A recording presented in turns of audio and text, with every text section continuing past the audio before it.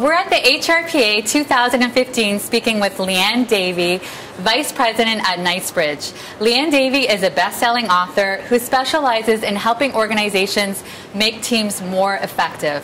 What I was talking about was the prevalence of teams in today's organizations, but sadly, the fact that our teams just aren't very great, and sometimes they're actually toxic.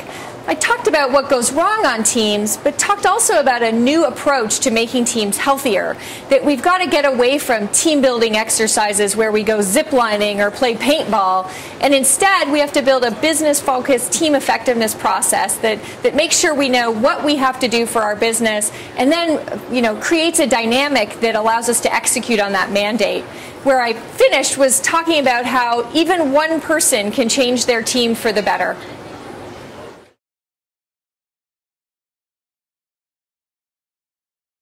Assessment is a fundamental part of any team effectiveness process for three primary reasons. The first is that everybody on the team needs to understand themselves better than they do. They need to know the situations that are their best and the situations where they get stressed or start to do things in a way that's not sustainable. So self-awareness is the starting point. Then they need to understand how they fit in with the various people that they work with.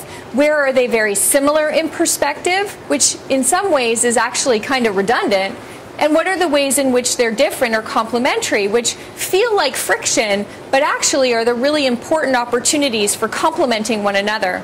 And then the third thing that we want to do is to look at a team and see if it's wired to do its mandate. In many cases, the team doesn't have the kind of people or the kind of perspectives that it's needed to actually do what the business is counting on them to do. So three really important reasons why assessment is a core part of any team effectiveness process.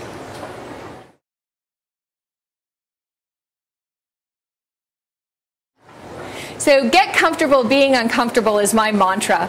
So it turns out that almost everything worth doing in life can be uncomfortable at first. So if you can understand that it's not that it's going to be comfortable to give someone feedback, and it's never going to get comfortable to disagree with your boss, but that kind of difference of opinion and diversity of thought is why we have teams. So if we can teach people that it's normal, that it's going to be uncomfortable, but that I got to do it anyway, then that's when we actually can make progress. We can go through an issue and come out the other side, as opposed to facing the same issues, the same challenges over and over again. So try it. Get comfortable being uncomfortable.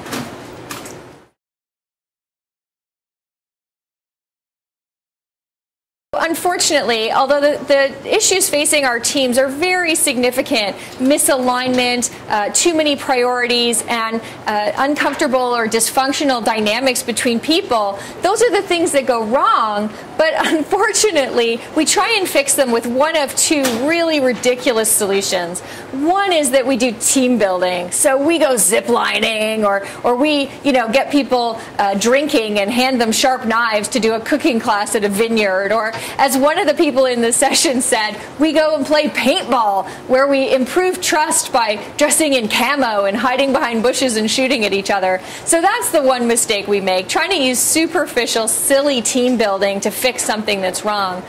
The other direction that we go is almost too far the other way, where we have the person, what I call the tissue issue person, who removes all the tables from the room and puts the chairs in a circle and instructs that nobody leaves till somebody cries. And that vulnerability and that diving straight into the personal and the very raw feelings in the room, that's more likely to erode trust than to build it. So sadly, we get it wrong more often than we get it right.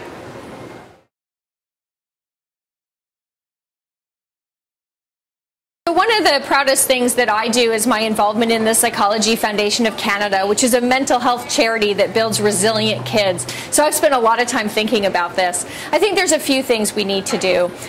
One is we have got to stop bubble wrapping our children. We have got to teach them that conflict is a natural part of relationships. And if we just yell, bully, every time that something happens on the playground, our kids don't learn how to actually move through conflict, and that it's natural and normal. So I'm a big proponent of helping kids work through conflict on their own. The other thing is that if you go back to the idea of making yourself comfortable being uncomfortable, I think most of the moms in my neighborhood have invested all of their effort in making sure that their kids are never uncomfortable, making sure that, you know, if they haven't done their homework, that there's some kind of a note or an excuse for the teacher, those sorts of things. And I think it's so critical that we put our kids in uncomfortable situations so that they learn how to manage them. So there's so much we have to do better in order to prepare our kids to be really effective team members in the future.